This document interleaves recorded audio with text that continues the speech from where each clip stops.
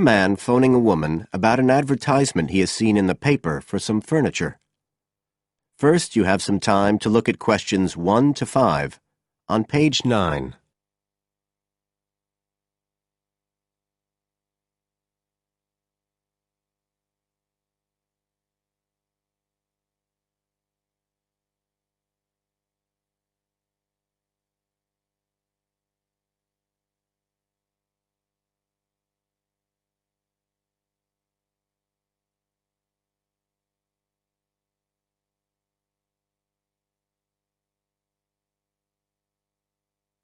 You will see that there is an example which has been done for you. On this occasion only, the conversation relating to this will be played first.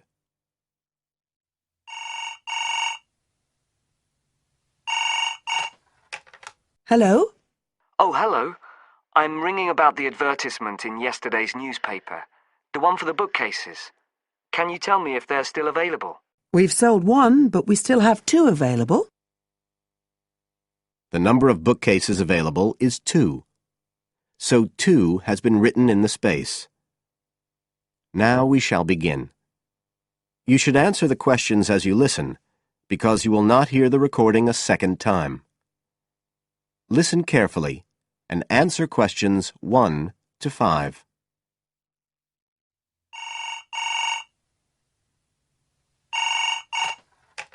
Hello? Oh, hello. I'm ringing about the advertisement in yesterday's newspaper. The one for the bookcases. Can you tell me if they're still available? We've sold one, but we still have 2 available. Right. Can you tell me a bit about them? Sure. What do you want to know? Well, I'm looking for something to fit in my study. So, well, I'm not too worried about the height, but the width's quite important. Can you tell me how wide each of them is? They're both exactly the same size. Let me see, I've got the details written down somewhere. Yes, so they're both 75 centimetres wide and 180 centimetres high. Okay, fine. That should fit in okay. And I don't want anything that looks too severe. Not made of metal, for example. I was really looking for something made of wood. That's all right. They are, both of them. So, are they both the same price as well? No, the first bookcase is quite a bit cheaper. It's just £15. We paid £60 for it just 5 years ago, so it's very good value. It's in perfectly good condition. Well, they're both in very good condition, in fact. But the first one isn't the same quality as the other one. It's a good sturdy bookcase. It used to be in my son's room, but it could do with a fresh coat of paint. Oh, it's painted. Yes, it's cream at present. But as I say, you could easily change that if you wanted, to fit in with your colour scheme. Yes, I'd probably paint it white if I got it. Let's see, what else? How many shelves has it got? 6.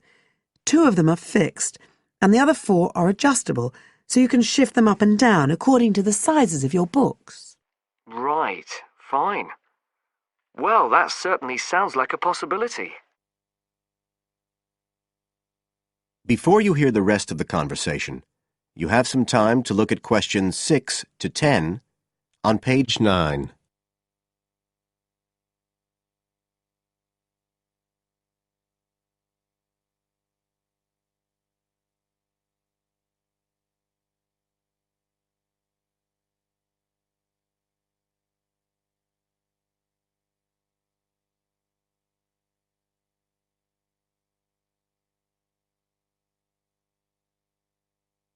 Now listen and answer questions 6 to 10. But the second one's a lovely bookcase too. That's not painted, it's just the natural wood colour, dark brown. It was my grandmother's, and I think she bought it sometime in the 1930s, so I'd say it must be getting on for 80 years old, so it's very good quality. They don't make them like that nowadays. And you said it's the same dimensions as the first one? Yes, and it's got the 6 shelves, but it also has a cupboard at the bottom that's really useful for keeping odds and ends in. Right. Oh, and I nearly forgot to say, The other thing about it is it's got glass doors, so the books are all kept out of the dust. So it's really good value for the money. I'm really sorry to be selling it, but we just don't have the room for it. So what are you asking for that one? £95. It's quite a bit more, but it's a lovely piece of furniture. A real heirloom. Yes. All the same, it's a lot more than I wanted to pay. I didn't really want to go above 30 or 40. Anyway, the first one sounds fine for what I need. Just as you like. So, is it all right if I come round and have a look this evening? Then, if it's okay, I can take it away with me. Of course. So you'll be coming by car, will you? I've got a friend with a van, so I'll get him to bring me round. If you can just give me the details of where you live. Sure. I'm Mrs. Blake. Blake. That's right. And the address is 41 Oak Rise. That's in Stanton. Okay, so I'll be coming from the town centre. Can you give me an idea of where you are? Yes. You know the road that goes out towards the university?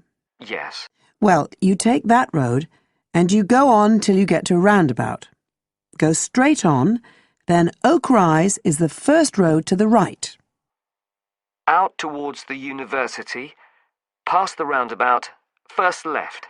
First right. And we're at the end of the road. Got it. So I'll be round at about 7, if that's all right. Oh, and my name's Connor. Connor Field. Fine. I'll see you then, Connor. Goodbye. Goodbye. That is the end of section 1. You now have half a minute to check your answers.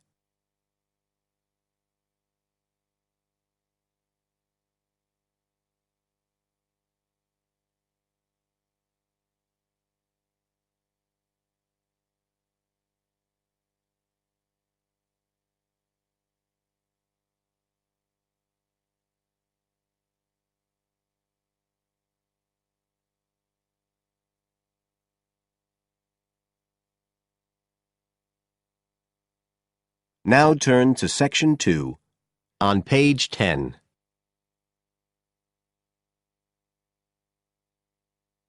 Section 2. You will hear a talk on New Zealand radio about an art sale which is being held to raise money for charity. First, you have some time to look at questions 11 to 13 on page 10.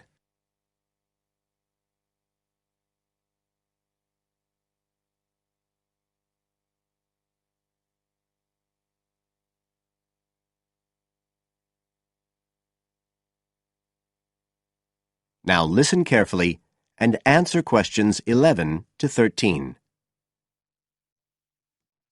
One of the most anticipated art events in Christchurch is the charity art sale, organised this year by Neil Curtis. Neil, tell us all about it. Well, Diane, this looks like being the biggest art sale yet. And the best thing about it is that the money raised will all go to charity. So what you probably want to know first is where it is. Well, the pictures will be on view all this week, most of them at the Star Gallery in the shopping mall. But we have so many pictures this year that we're also showing some in the cafe next door. So do drop in and see them any day between 9 and 5. Now, if you're interested in buying rather than just looking, and we hope a lot of you will be, the actual sale will take place on Thursday evening, with sales starting at 7:30. Refreshments will be available before the sale, starting at 6:30. We've got about 50 works by local artists showing a huge range of styles and media, and in a minute I'll tell you about some of them. You're probably also interested in what's going to happen to your money once you've handed it over. Well, all proceeds will go to support children who are disabled, both here in New Zealand and also in other countries. So you can find an original painting, support local talent, and help these children all at the same time. Before you hear the rest of the talk, you have some time to look at questions 14 to 20 on page 11.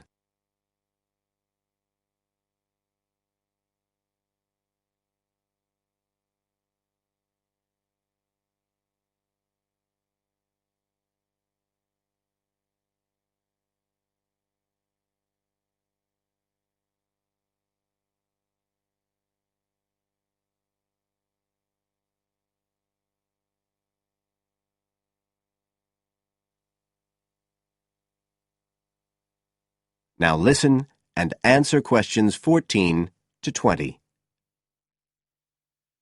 Now, let me tell you a bit about some of the artists who have kindly agreed to donate their pictures to the charity art sale.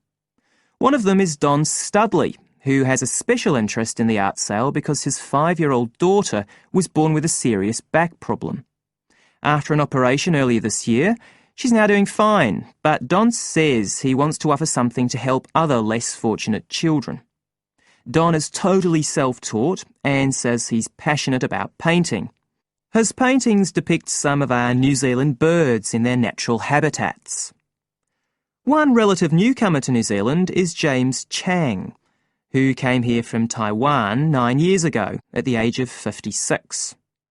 Mr. Chang had 13 exhibitions in Taiwan before he came to live here in Christchurch, so he's a well-established artist, and art has been a lifelong passion for him. His paintings are certainly worth looking at. If you like abstract pictures with strong colour schemes, you'll love them. Natalie Stevens was born in New Zealand, but has exhibited in China, Australia and Spain. As well as being an artist, she's a website designer.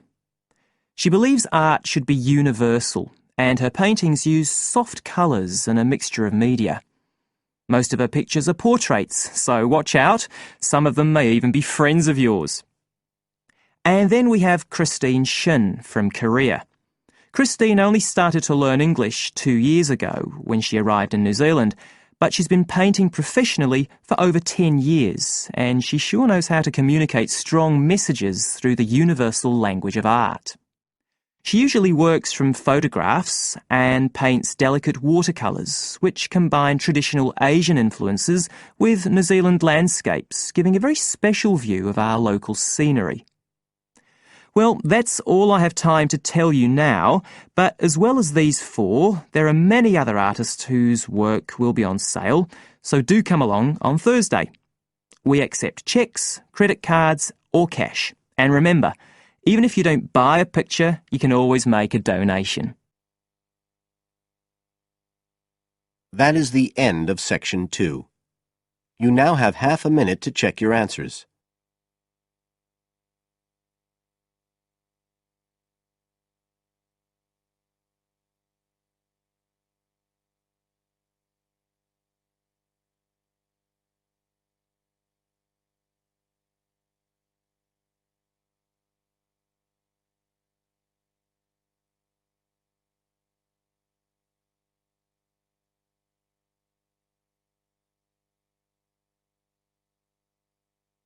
Now turn to Section 3 on page 12.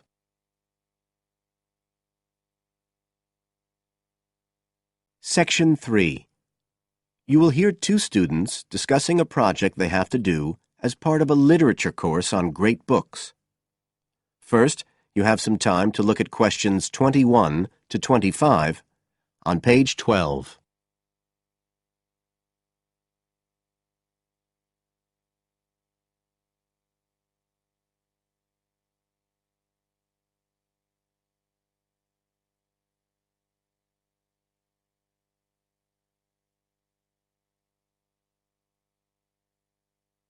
Now listen carefully and answer questions 21 to 25. Hi, Joey. How are you doing? I heard you were sick. Oh, hi, Olivia. Yeah, I had a virus last week, and I missed a whole pile of lectures, like the first one on the great books in literature, where Dr. Castle gave us all the information about the semester project. I can give you copies of the handouts. I've got them right here. That's okay. I already collected the handouts, but I'm not very clear about all the details. I know we each have to choose an individual author. I think I'm going to do Carlos Castaneda. I'm really interested in South American literature. Have you checked he's on the list that Dr. Castle gave us? We can't just choose anyone. Yeah, I checked. It's okay. Who did you choose? Well, I was thinking of choosing Ernest Hemingway, but then I thought, no, I'll do a British author, not an American one. So I chose Emily Bronte. Okay. And first of all, it says we have to read a biography of our author. I guess it's okay if we just look up information about him on the internet? No, it's got to be a full-length book. I think the minimum length's 250 pages. There's a list of biographies. Didn't you get that? Oh, right. I didn't realize we had to stick with that. So, what do we have to do when we've read the biography? Well, then we have to choose one work by the writer. Again, it's got to be something quite long. We can't just read a short story. But I guess a collection of short stories would be okay? Yes, or even a collection of poems, they said. But I think most people are doing novels. I'm going to do Wuthering Heights. I've read it before, but I really want to read it again now I've found out more about the writer. And then the video. We have to make a short video about our author and about the book. How long has it got to be? A minute. What? Like 60 seconds? We got to give all the important information about their life and the book we choose? Well, you can't do everything. I wrote it down somewhere. Yes, Dr. Castle said we had to find or write a short passage that helps to explain the author's passion for writing, why they're a writer. So we can back this up with reference to important events in the writer's life, if they're relevant. But it's up to us, really. The video's meant to portray the essence of the writer's life and the piece of writing we choose. So when we read the biography, we have to think about what kind of person our writer is. Yes, and the historical context and so on.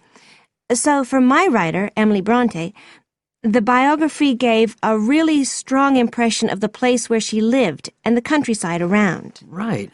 I'm beginning to get the idea. Before you hear the rest of the talk, you have some time to look at questions 26 to 30 on page 13.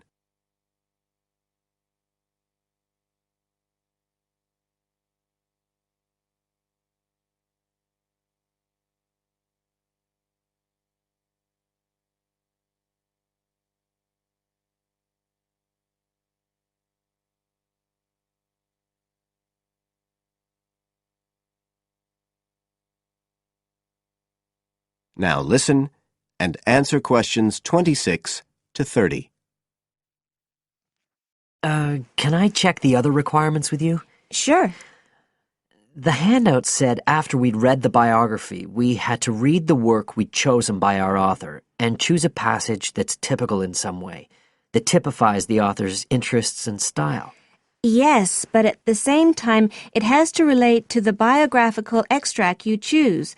There's got to be some sort of theme linking them. Okay, I'm with you. And then you have to think about the video. So are we meant to dramatize the scene we choose? I guess we could, but there's not a lot of time for that. I think it's more how we can use things like sound effects to create the atmosphere, the feeling we want. And presumably visuals as well? Yeah, of course.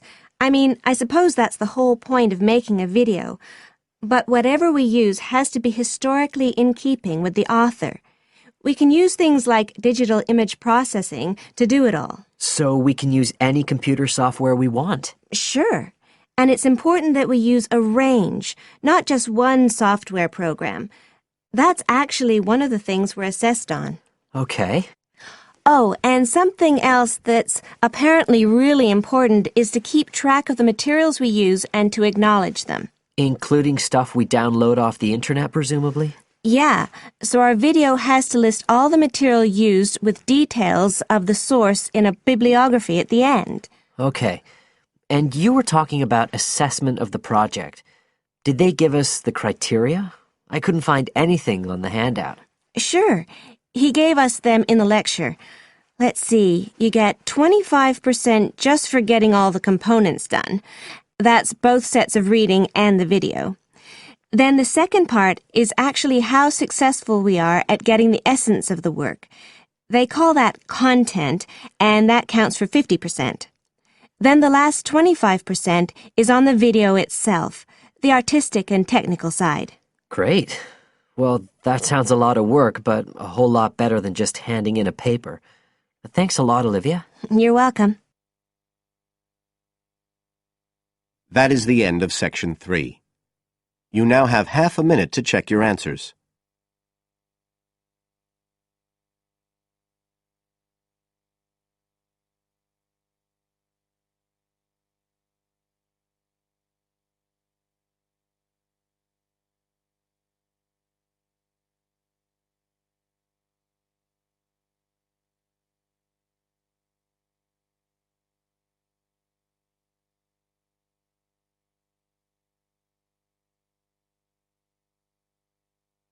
Now turn to Section 4 on page 14.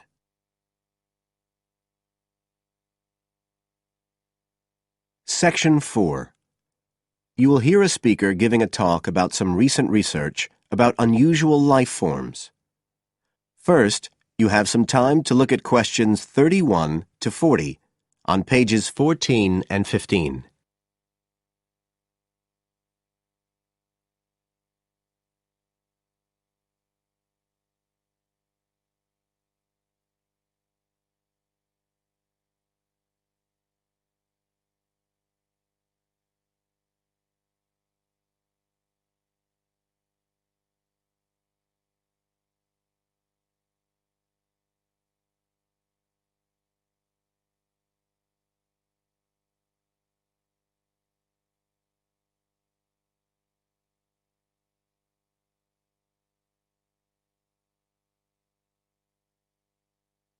Now listen carefully and answer questions 31 to 40. Hello, everybody, and welcome to the 6th of our ecology evening classes. Nice to see you all again. As you know from the programme, today I want to talk to you about some research that is pushing back the frontiers of the whole field of ecology. And this research is being carried out in the remoter regions of our planet, places where the environment is harsh and, until recently, it was thought that the conditions couldn't sustain life of any kind. But life forms are being found, and these have been grouped into what is now known as extremophiles. That is, organisms that can survive in the most extreme environments. And these discoveries may be setting a huge challenge for the scientists of the future, as you'll see in a minute. Now, the particular research I want to tell you about was carried out in Antarctica, one of the coldest and driest places on Earth. But a multinational team of researchers from the US, Canada, and New Zealand recently discovered colonies of microbes in the soil there where no one thought it was possible. Interestingly enough, some of the colonies were identified as a type of fungus called Bouveria bassiana, a fungus that lives on insects. But where are the insects in these utterly empty regions of Antarctica? The researchers concluded that this was clear evidence that these colonies were certainly not new arrivals. They might have been there for centuries, or even millennia. Possibly even since the last ice age. Can you imagine their excitement? Now, some types of microbes had previously been found living just a few millimetres under the surface of rocks, porous Antarctic rocks. But this was the first time that living colonies had been found surviving, relatively deeply in the soil itself, several centimetres down, in fact.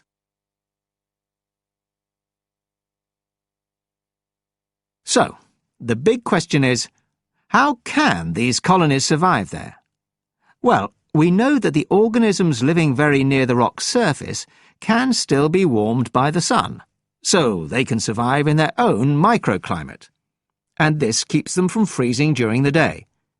But this isn't the case for the colonies that are hidden under the soil. In their research paper, this team suggested that the very high amounts of salt in the soil might be the clue, because this is what is preventing essential water from freezing. The team found that the salt concentration increased the deeper down they went in the soil. But while they had expected the number of organisms to be fewer down there, they actually found the opposite.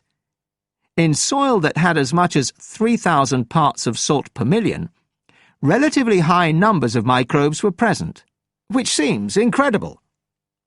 But the point is that at those levels of salt, the temperature could drop to minus 56 degrees before frost would cause any damage to the organisms. This relationship between microbes and salt, at temperatures way below the normal freezing point of water, is a really significant breakthrough. As you all know, life is dependent on the availability of water in liquid form, and the role of salt at very low temperatures could be the key to survival in these kinds of conditions. Now, the process at work here is called supercooling, and that's usually written as one word, but it isn't really understood as yet, so there's a lot more for researchers to work on. However, the fact that this process occurs naturally in Antarctica may suggest that it might occur in other places with similar conditions, including on our neighbouring planet, Mars. So, you can start to see the wider implications of this kind of research. In short, it appears to support the growing belief that extraterrestrial life might be able to survive the dry, cold conditions on other planets after all. Not only does this research produce evidence that life is possible there, it's also informing scientists of the locations where it might be found. So all of this might have great significance for future unmanned space missions. One specialist on Mars confirms the importance of the interaction. That is the end of Section 4. You now have half a minute to check your answers.